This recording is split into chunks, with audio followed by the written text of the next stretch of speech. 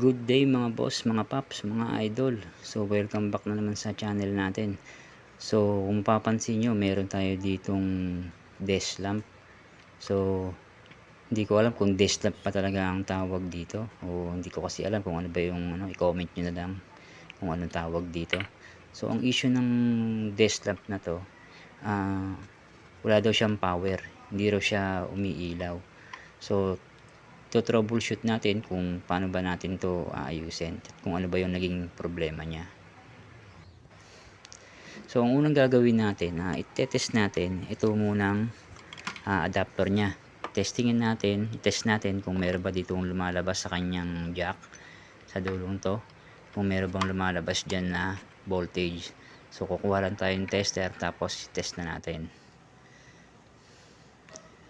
So maganda tong ilaw na to at maliwanag daw to, sabi nung may-ari.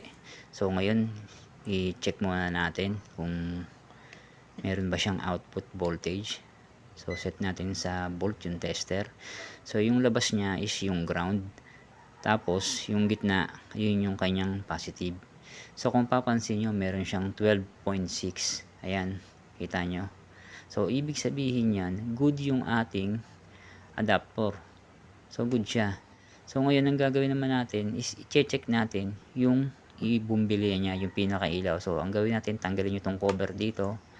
Yan, tanggalin nyo yan. Yun. Kung mapapansin nyo, ayun o, meron siyang tatlong test point. Ayun o, nakita nyo. So angat ko lang yung pinaka diffuser ng ilaw. So angat na natin to. So lalapit ko lang sa camera. So kung papansin nyo, ayan o, meron siyang negative, tapos positive. May positive siya. So kung bakit dalawang negative yan, ibig sabihin dalawang klase yung kulay ng LED bulb nya. So sa kabila, test natin. So ganun din, meron din siyang test point. At least malapit lang yung kanyang test point. So tanggalin na natin itong diffuser para makita natin kung meron ba talagang bumbilyang napundi, para madali natin siyang makita. So tanggalin muna natin. So kukuha lang ako ng backlight tester para matest natin to. So ayan, naisaksak ko na yung ating backlight tester. So maganda tong tester na to kasi auto reduce siya. Kung ilang volts lang yung yung backlight o yung pinakailaw, yun lang yung mariread nung auto reduce siya. So kung mapapansin nyo, 300 volts yung niya. So i-test na natin yung positive, yung pulang probe, ilagay natin sa positive sign sa medyo baba. Yan. Tapos yung isa dun sa ground. So yan, gumagana siya. Kung mapapansin nyo yung meter natin, 7.7 volts. Ibig sabihin 9 volts or 8 volts yung kanyang bumbilya. So yung kabila naman, so kulay puting ilaw, yung isa dilaw. So good naman siya. Ibig sabihin walang pundi. Kasi kung may pundi yan, hindi iilaw yung isa sa kanila dyan. So testingin natin yung kabila naman.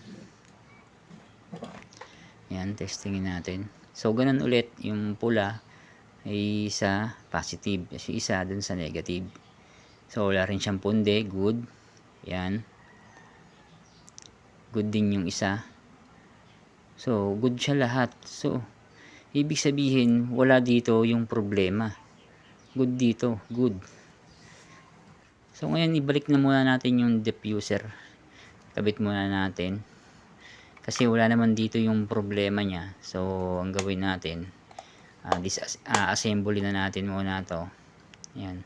Malamang ang problema nito is dun sa controller niya, kasi good naman yung kanyang power supply, yung pinaka adapter niya, good din yung ilaw. So malamang dun talaga to nagkaroon ng problema to. Dahil good naman tong ilaw, good yung adapter, so ngayon pupunta tayo dito sa kanyang controller. So malamang itong controller na to meron tong IC. So kapag kasira yung IC, malabo na tong maayos. Pero may chance pa naman kung irerekta natin yung kanyang ilaw. Irerekta na natin, hindi na dadaan sa controller. Pero check muna natin para makita natin kung saan ba talaga yung kanyang problema.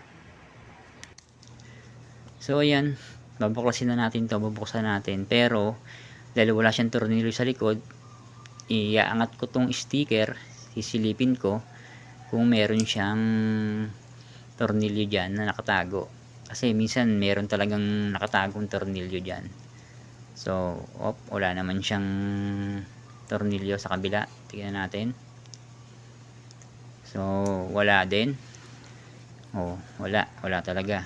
So, ibig sabihin, inaangat lang to. Kumbaga parang nakaklip lang siya. So, buksan na natin para makita na natin yung loob. Sana hindi sira yung kanyang controller para at least magawa natin ng gumagana yung mga pindutan. Yan. So, yun. Tama nga ako. Meron nga siyang IC. Yan. Sana hindi yan sira. Tapos meron siyang transistor, dalawa. Pero para may napansin ako, ay kaya naman pala hindi gumagana. So, ayan umangat yung kanyang hinang dun sa isang wire. Siguro hindi siya nakahinang ng maayos. Tapos yung wire, pag nagagalaw yung kanyang wire, nahihila.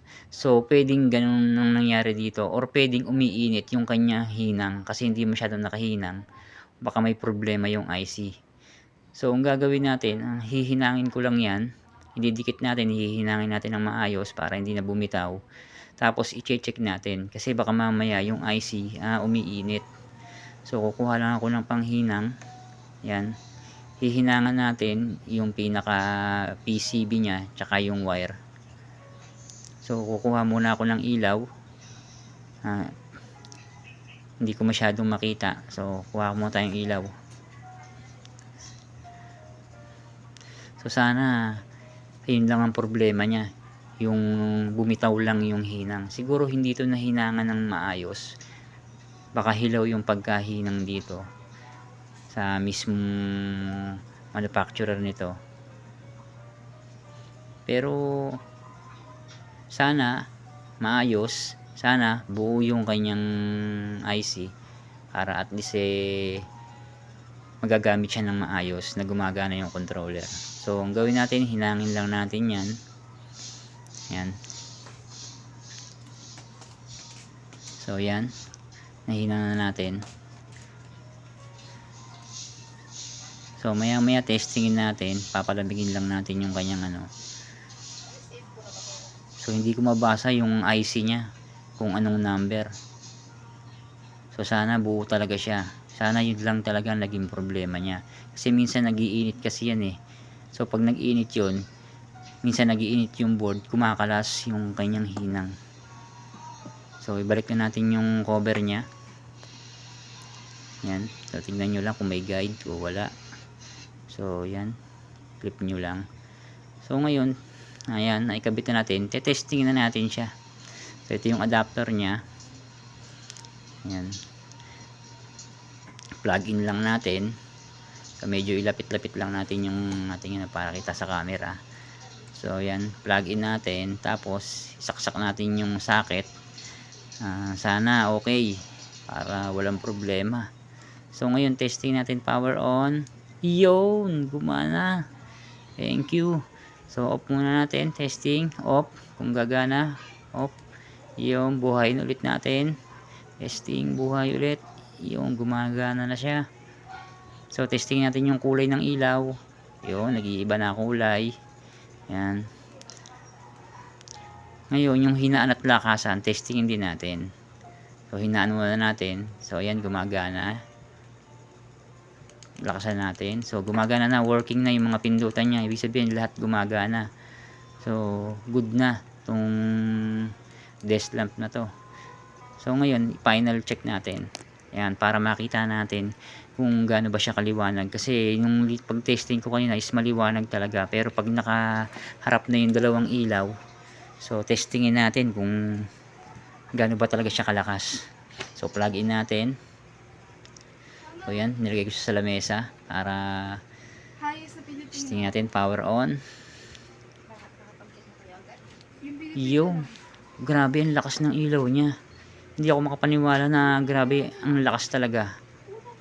At ang ganda pa. May malamig sa mata. May warm. May white. So, So, nahina, nalakas. So, ang ganda niyang gamitin. Lalo siguro pag magbi-video ka, magba-vlog ka, o meron kang aayusin. So, maganda siyang gamitin.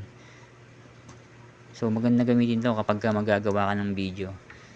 So, ganun lang mga boss. Buti, ang naging problema lang ng ilaw na to is yung natanggal lang yung hinang. Buti hindi nagkaroon ng problema yung kanyang IC o yung controller. So, hanggang dito na lang mga boss. Maraming salamat.